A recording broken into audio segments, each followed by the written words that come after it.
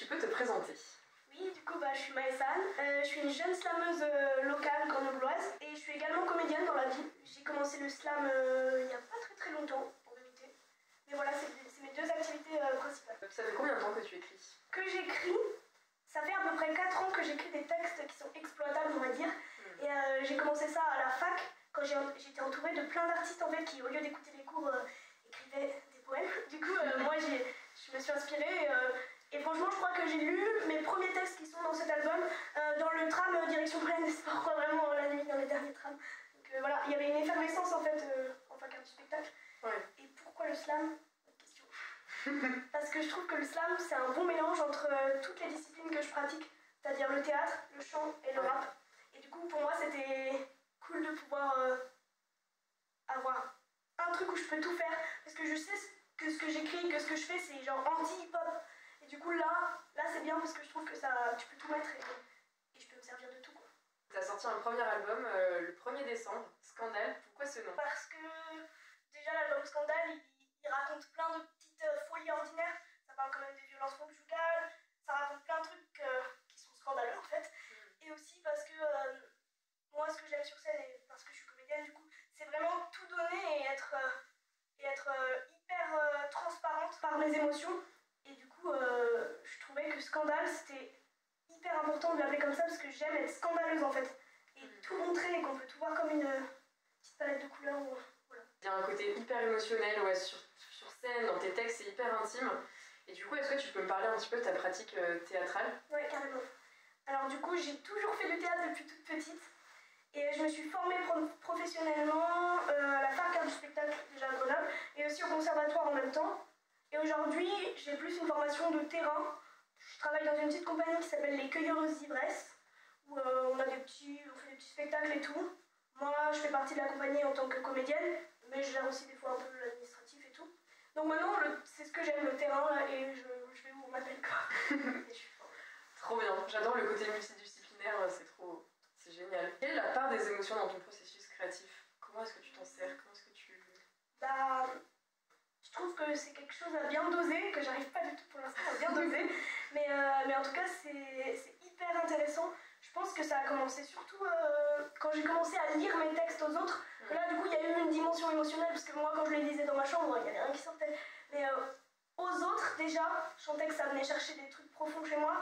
Et du coup, voilà, encore une fois je reprends la métaphore de la palette de couleurs, tu vois, mais fallait mettre soit de la tristesse, soit de la joie, il fallait doser en fait. Et au studio c'était pareil, soit il n'y a pas de trop ou de pas assez, il faut doser pour que tout s'entende, tu vois. Et c'était vraiment ça. Et comment est-ce que tu as travaillé avec Serge Foulier sur ton album? Alors du coup, déjà Serge Foulier et moi on se connaissait pas trop. Et du coup il fallait se comprendre et c'était hyper difficile parce que moi je parlais pas du tout le langage musical et lui c'est un professionnel. Du coup, moi tout le long j'ai parlé en couleurs, en météo, en émotion, et lui il a retranscrit en musique tout ce que je lui disais. Et du coup en vrai c'était hyper intéressant et hyper touchant du coup qu'il arrive aussi bien à retranscrire ce que je lui disais. Je suis restée avec lui pendant toutes les sessions de studio, comme un peu un petit œil qui regarde et qui comprend pas tout mais qui est là et qui est là, et c'est juste ça, c'est hyper important. Dans ton EP, moi il y a un morceau qui m'a vraiment beaucoup marqué, c'est La couleur des utopies. Est-ce que tu peux nous expliquer un petit peu de quoi parle le morceau? C'est compliqué à expliquer, mais je pense que ce morceau il parle du fait que les élites aujourd'hui dans notre société elles ont des œillères quoi, et elles peuvent pas voir tout ce qui est... par exemple nous les artistes, pour les élites on est des fantômes quoi. Du coup je pense que ça parle de ça, de ce truc de putain si t'ouvrais tes yeux un peu quelque chose comme ça. Et aussi moi au début dans mon carnet, petite anecdote, quand j'avais écrit le refrain du coup danse les soirs de pleine lune sans être apeuré par les jeans, sur mon carnet il y avait marqué danse les soirs de pleine lune sans être apeuré par les flics. Voilà, donc il y a quelque chose comme ça aussi de très engagé sur ce morceau et qui parle vraiment de plein de trucs, mais surtout ça. J'ai envie de danser les soirs de pleine lune maintenant, moi vraiment chaque fois que je l'entends je suis là. Et du coup tu participes au festival Les Femmes s'en mêlent, et selon toi comment donner plus de place aux femmes sur et autour de la scène musicale? Déjà plus que femmes je pense, je parlerais plus des personnes féminisées, tu vois, pour englober aussi toutes les autres minorités de genre que sont les femmes trans, que sont les personnes non binaires. épinards et tout. Et je trouve que pour donner plus de place, il faut faire des initiatives, comme les femmes sans mêlent, c'est une initiative. Il faut pas seulement le dire, il faut vraiment le faire, quoi.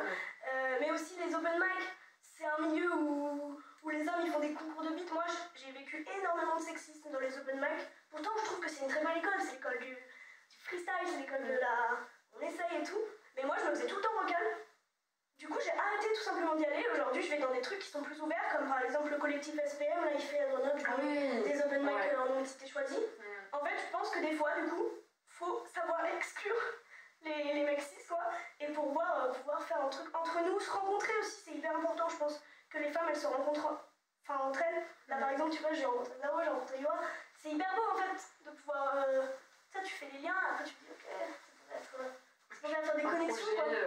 Donc il y a des connexions et après en vrai il y a plein de champs d'action possibles, faut juste le faire. Je pense aussi à l'action culturelle, tu vois, éduquer les gosses au fait que une fille elle peut aussi bien rapper qu'un mec, tu vois, c'est important quoi.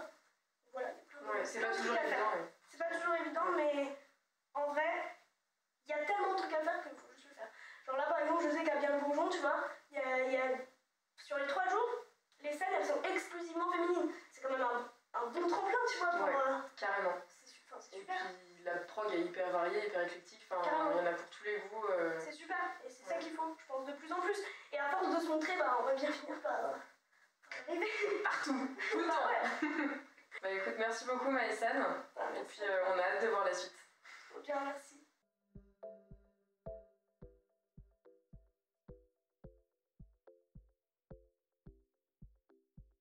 Tes ongles